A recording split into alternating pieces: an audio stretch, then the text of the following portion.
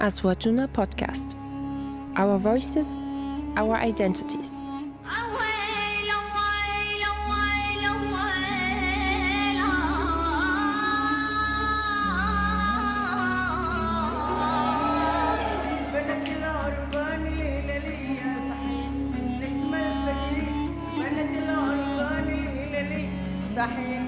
أوها بديار رماني أوها حلوة ملفاني أوها حلفنا ما نطفها أوها لعز شفاء السلامة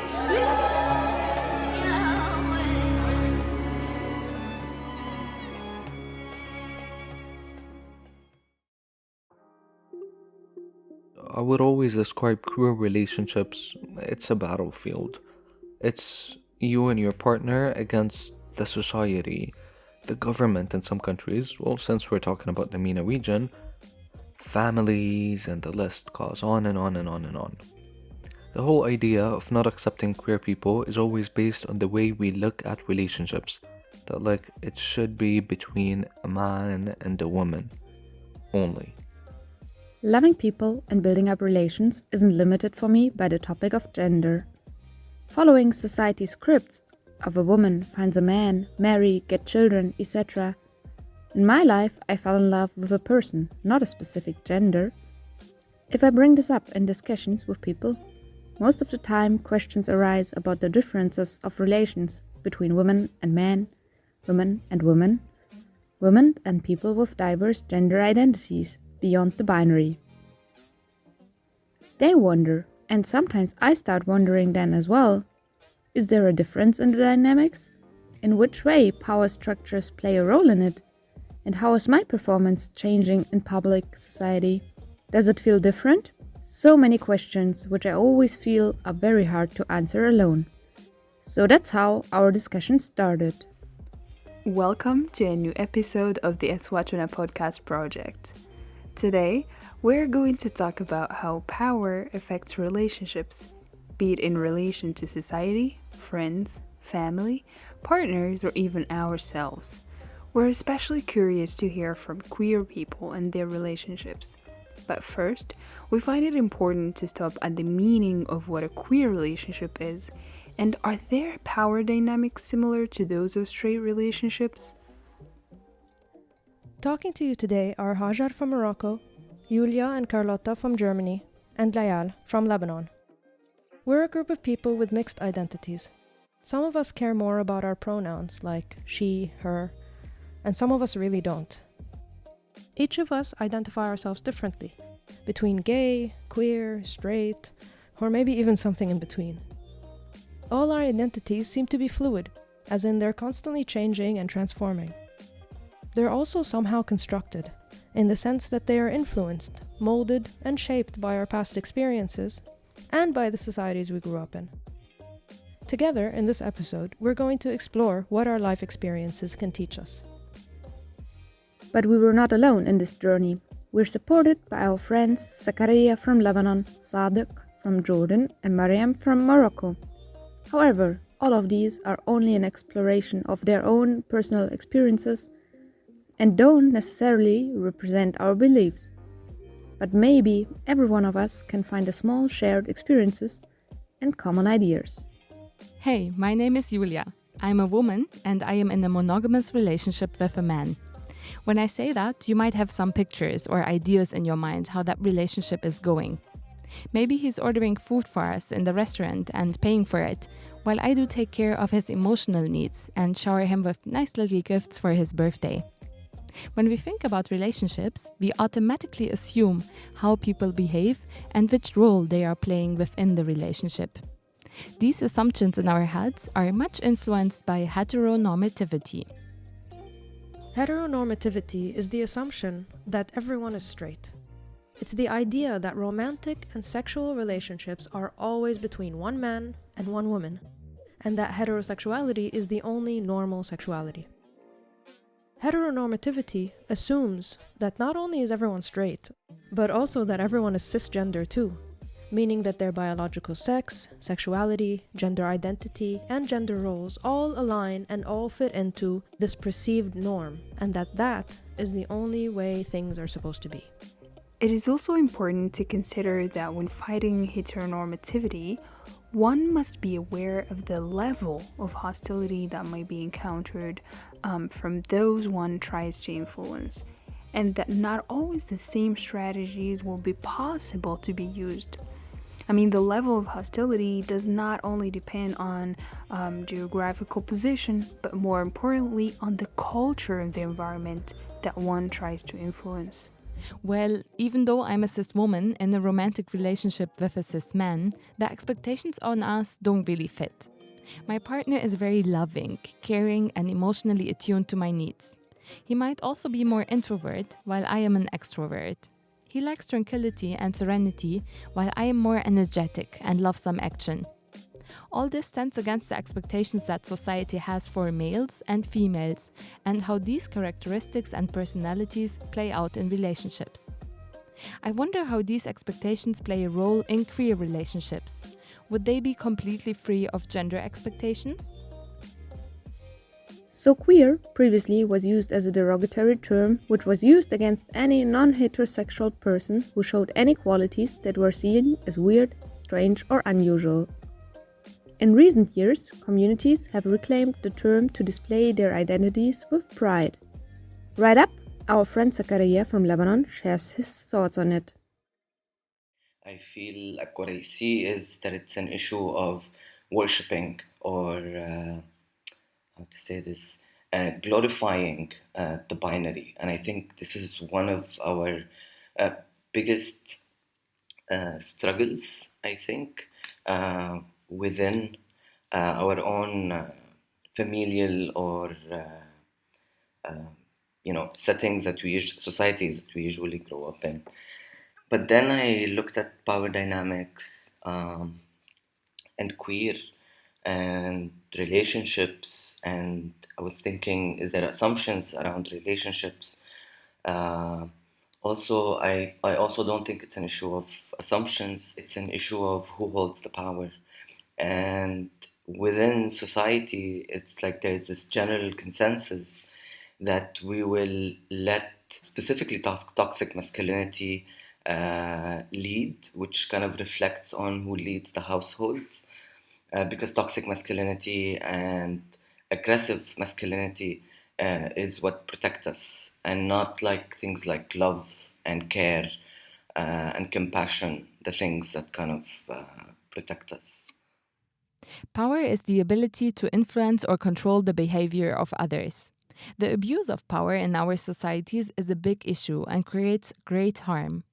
Power itself isn't necessarily bad, but the way we carry that power and how aware we are of these dynamics and their effect is very important.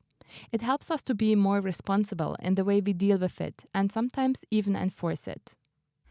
I see power as an important element that affects relationships between two or more people. The way different people or groups interact with each other is a whole sociological study itself, and life-defining for our everyday life experience, since it's depending on the combination of society's categories such as gender, race, class, age, health, religion, and so on. Even if sometimes there's no violence expressed explicitly, in some cases it's the fear itself that silences people from expressing themselves. The power that heteronormativity holds over any expression of queerness is a way of silencing the very differences that make us who we are. It's very important to recognize the power exerted on us by our societies, no matter where we grow up. Let's listen to our dear guests, Zakaria from Lebanon, Sadiq from Jordan, Mariam from Morocco, who are telling us about how, in their opinion, power dynamics play a role in queer relationships.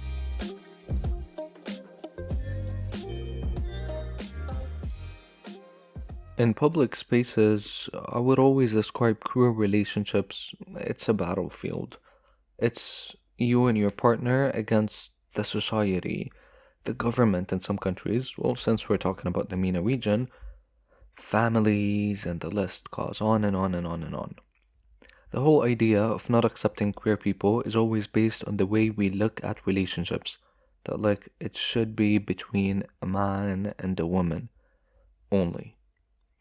And for me, gender itself is a one-way ticket to define roles and to limit the freedom, who can do what and who can't, what can I wear and what I can, the way I talk and the way I can't talk because I'm a male. And the gay, feminine, queer people are always shitted on because of how societies view gender in general. A man should be masculine, tough, and have a strong, heavy voice. And sometimes we have to fake this to just avoid stupid comments and conversations in general. In the public spaces, I would say that our relationship is not there. It's non-existent. It can't be.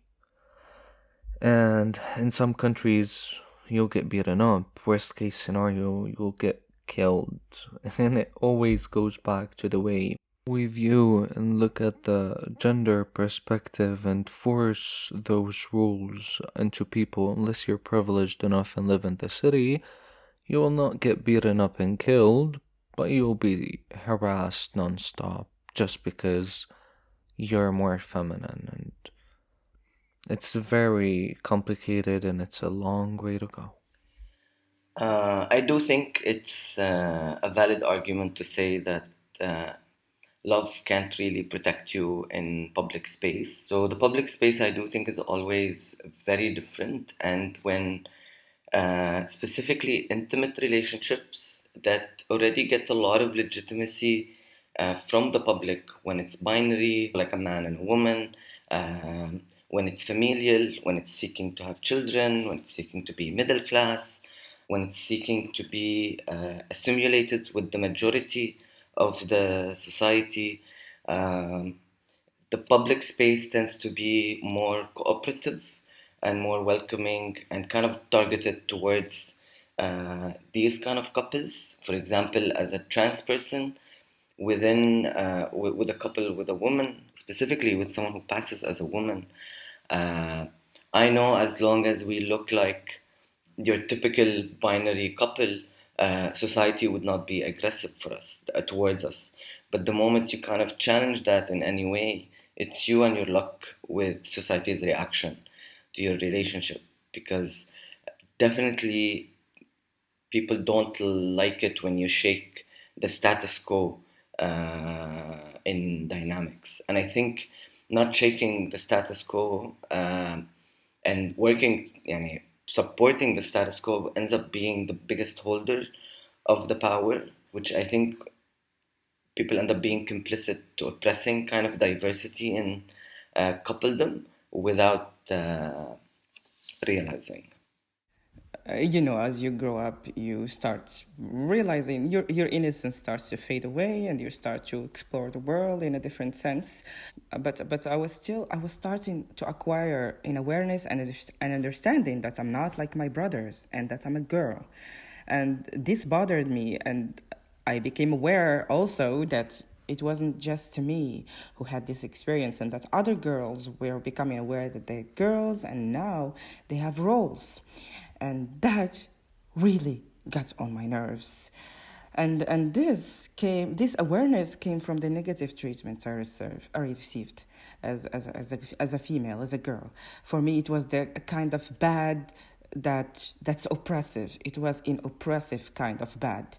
I began to understand that I cannot go out at certain hours, that I can't go out at all sometimes, and that people will talk bad about me, or will insult me, or will harass me, or will curse me, or will try to touch me.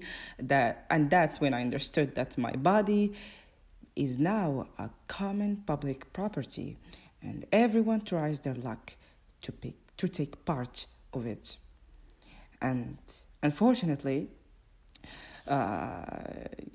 this reality dawned on me. The majority of the violence I faced in public spaces came from men, in terms of sexual harassment and in terms of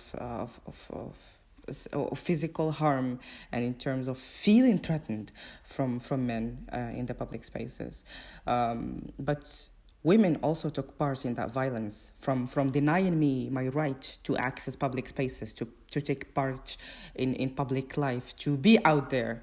And that was like by bullying and mental kind of abuse and emotional abuse from women, because they call you're not feminine enough, and you're this and you're that, and you shouldn't do this and you shouldn't that. So there was this side from women too. And another thing I understood is that public property and public spaces are different, and men are very respected and looked up on if they want to prove themselves in the outside world. And while I have to work hard and do a lot of effort, because for people, I'm nothing but a doll, a sexual object that does not really belong to the outside world, and she has this sexual, reproductive, and staying at home function that she's supposed to be beautiful and pretty and stagnant. And there has always been some confrontations. For example, like when I used to be in school, I would be like top in my class, and then some boys would tell me that and girls as well, that why am I working so hard? Eventually you're gonna go back to your husband's house. And I was like outraged, like I'm gonna make my own house. So yeah, even when I proved myself and I kept growing up, and I still am, and I managed to become independent, which is very hard in my context, I still hear these Moroccan expressions like, she's a man and a half, or she's a man and a woman. And, when you prove yourself as a woman and you take this traditionally masculine role of being independent and being out there, your credit as a woman is given to the male gender. And that also happened to my mother, but that's another story. And something that is really frustrating and sometimes really hurtful, especially in our conservative context. So when a young woman, or a woman in general, becomes independent and chooses agency and chooses to, become her own self, and she achieves a lot of things, we sexualize her achievements. We say that they were not innocent, meaning that she seduced somebody or used temptation to make it. And this is not true. And even if somebody tries, it is still difficult to succeed that way. In public spaces, which are the field of self-improvement, self-affirmation, it is the place where you prove yourself in society. You always face a lot of barriers, sometimes even legal. For example, if a girl wants to get married and she needs witnesses, as the Sharia Islamic law indicates, people will tell her that her testimony, the testimony of a woman, equals only half of a man's. So it is better to get you a man. Public spaces where the power balance changes and where one can reach what they want is controlled by men. And there is a lot of men domination, even if the tools differ.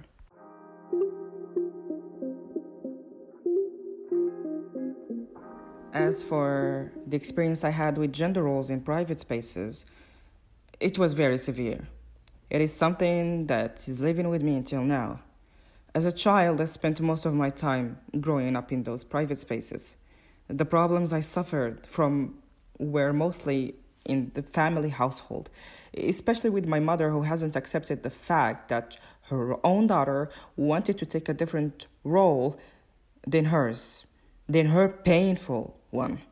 For my mother, this was threatening the status of her children, meaning the power and authority that they should have in the household, her kingdom. The argument started with my mom at an early age, and this started the moment I began to ask questions I shouldn't have asked, and I guess I was around 11. And that was exactly when I was given a broom, and I remember the broom was taller than I was. And my mother asked me to clean, and I asked her, why doesn't my brother help you as well if you are sick? Because for me back then, if she was really sick, I would be so happy to help. But for me, it only sounded fair and reasonable that both of us should help her doing the chores. But my mom had a different idea.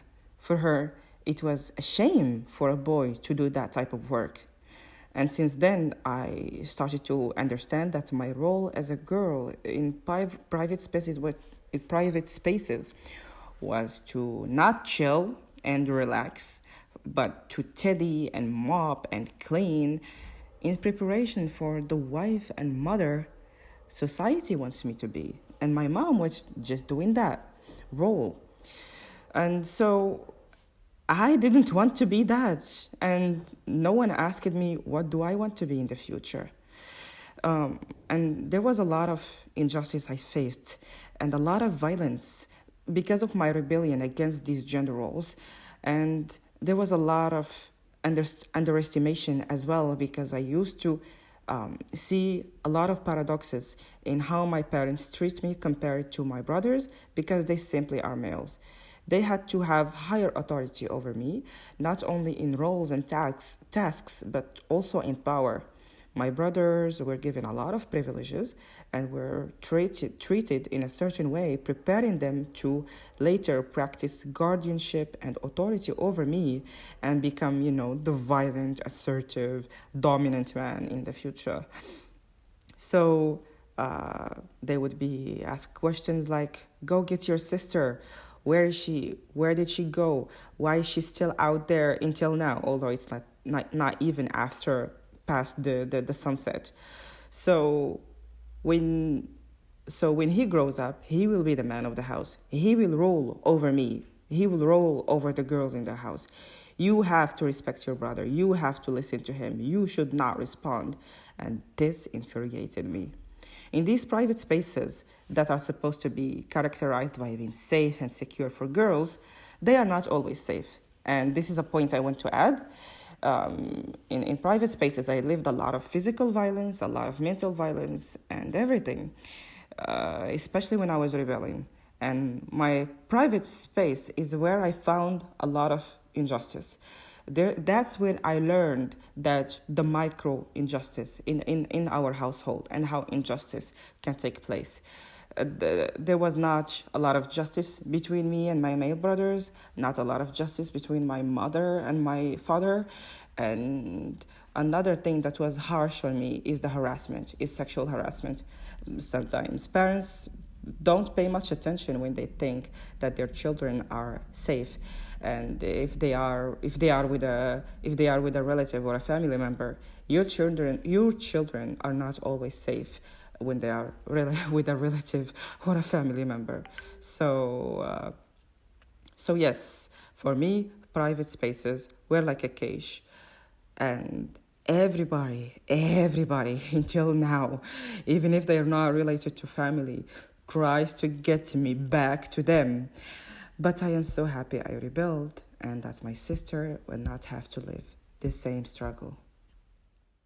Well, the private domain, it depends. If we're talking about university friends, old school friends, who they don't know much about me or have never talked with them about my relationships and all of that stuff, it feels weird kind of explaining. But still, they are a part of the society somehow. But my close friends, it feels like an open, safe space to be yourself. And it's the only times I'm actually myself without the fear of judgment and without the fear of being feminine and being myself. And I think it's because each and every person who's queer or open-minded, they did the education themselves. And I think that's the problem with the public domain, that we fear bringing this topic to the table and talking about it and explaining it in general. So it's definitely safer than the public domain. I don't think in private spaces with the, like, when I thought about the question, I reached a place where I was wondering, like, is it about society's assumption about gender roles, or is it society's assumptions on coupledom in general? Which I do think it's kind of it looks different between the queer community and the hetero cis community, but I always feel like there's a way for couples to be, even in private spaces like their own home, when there's other people around, private spaces when they're visiting other people. I think even if the binary is not the question, uh, the coupledom becomes the question. And are you being couple enough for us to love this couple and kind of helps us admire relationships? Or are you going to be in a couple that makes us question if relationship is something that is doable even within the queer community? But I think when you're a queer couple and the dynamic of cis male, cis woman is not there, people tend to also not even put you within that frame. Uh, so you're kind of always being treated like a queer couple. So you're queer and you're kind of assumed that you're non-binary. If not in your performance, then in your sex life. If not in your sex life, then must be in the dynamic. I do think that assumption is in the right place. But when it comes to what kind of a couple uh, dynamic is happening and interactions and confrontations, that's something I think gets affected by the assumptions because people want to see relationships work. Um, because I don't think our parents gave us that opportunity, nor did the hetero uh, cis kind of uh, real dominant relationships have also told us that they kind of tell us that the chance of a relationship working is less than not working.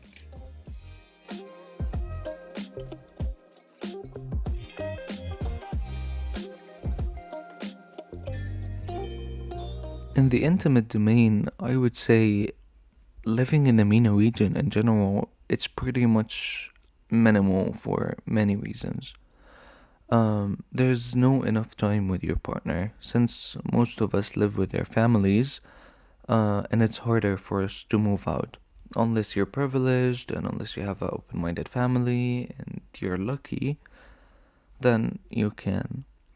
So I would describe it's a couple of days a week. And if we're talking about dating, there is only this few options that you can go to. Still, you need a very open minded, safe space that you can be yourself, to not actually act like your two best friends hanging out. So, and it's always hard to move out with your boyfriend and live a healthy and intimate relationship together.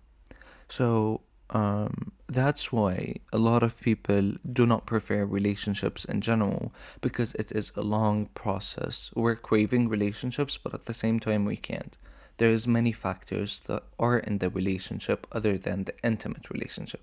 So, the intimate relationship itself, if we want to talk about it by itself, still it's very connected to other stuff.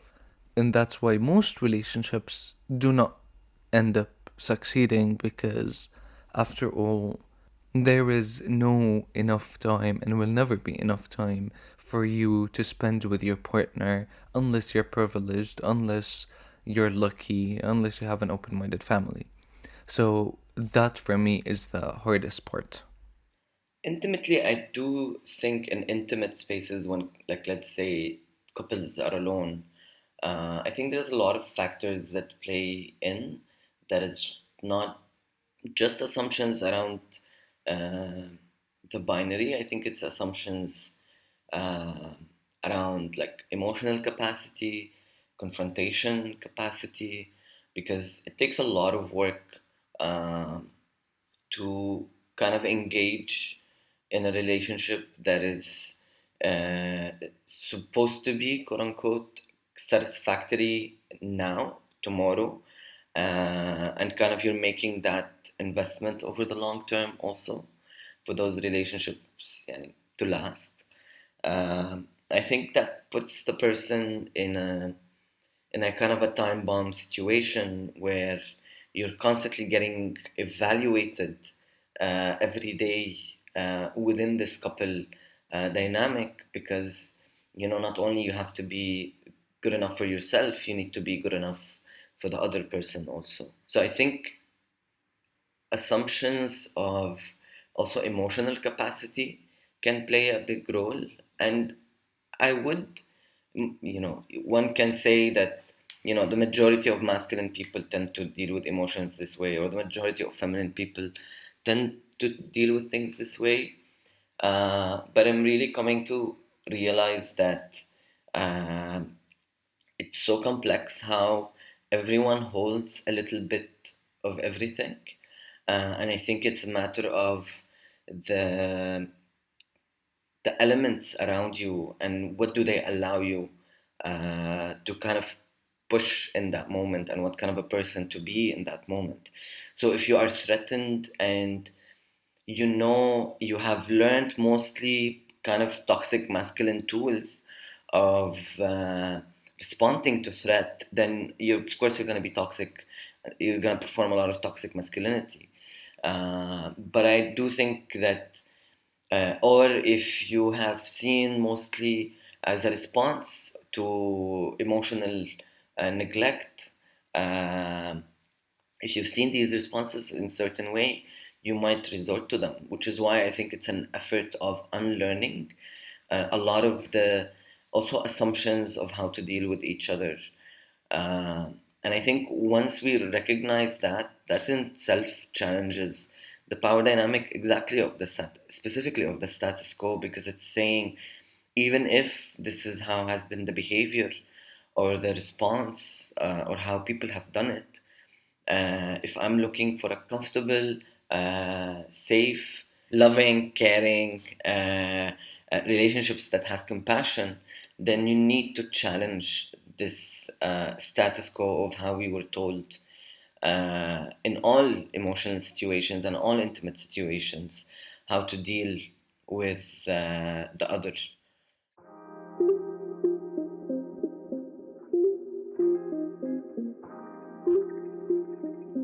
Challenging the status quo, that's a lifelong task and a hope for relations between people in general. We live in a very unequal system, which we often constantly reproduce in our lives, even with the people we care about a lot. Making these structures transparent and sharing our experience in our attempts to deconstruct and to act different is a big step. Realities are diverse, complex, and intersectional. It's a lifelong learning process for everybody. And me, as a white person raised in a mostly academic family in Western Germany, I have a responsibility to reflect my socialization and be aware of it. Even though defining as a queer cis woman who's mostly read straight, since I love flower dresses and I appear quite so-called feminine, as society expects, it's another aspect playing in. And how I perceive the world perceives me, and I react and perform there. So talking more about it and thinking it out loud, all together in a respectful and appreciating way, helps to find our ways in this world and with the people we care a lot about them. I've always struggled to accept that my body, being born female, determined what freedoms I would be given, and what power other people had over my own personal decisions. It made me a very angry and rebellious child growing up. I was always vocal about my more masculine side, if I can even call it that, and I rejected anything and everything that tried to force me into a certain box. I know there's still so much I have to unravel about myself, and that exploration never really ends. But I do strongly believe that we do not only have to shake up the status quo, but I think it's time we shatter it altogether. Maybe being in a straight relationship and falling into the typical accepted heteronormativity, it is not as easy to explore our dynamics as it is in queer relationships. With the idea that queer relationships are already non-normative, maybe they are not put into the same boxes, which kind of allows them to have more space to explore themselves and each other within the roles they wish to play. And there is less need to recheck if the expectations that society puts for them are actually fitting. growing up in North Africa, where speaking about any sex-related topic is considered a taboo, we acquired incorrect ideas about sex, gender, and sexual orientation, and sometimes confusing one for the other. I see that not knowing what a queer relationship is or what heteronormativity is really not our fault. But not using the accessible tools we have nowadays is our fault. Most of what we learn today comes from the internet, and it is really high time to make good use of it. It's also very important to be curious about this and to read, learn, and clear any nuances we might have. I also just hope that the honest experiences and stories we heard today from Sadiq, Miriam, and Zakaria have helped in understanding how power affects queer relationships. Stay curious.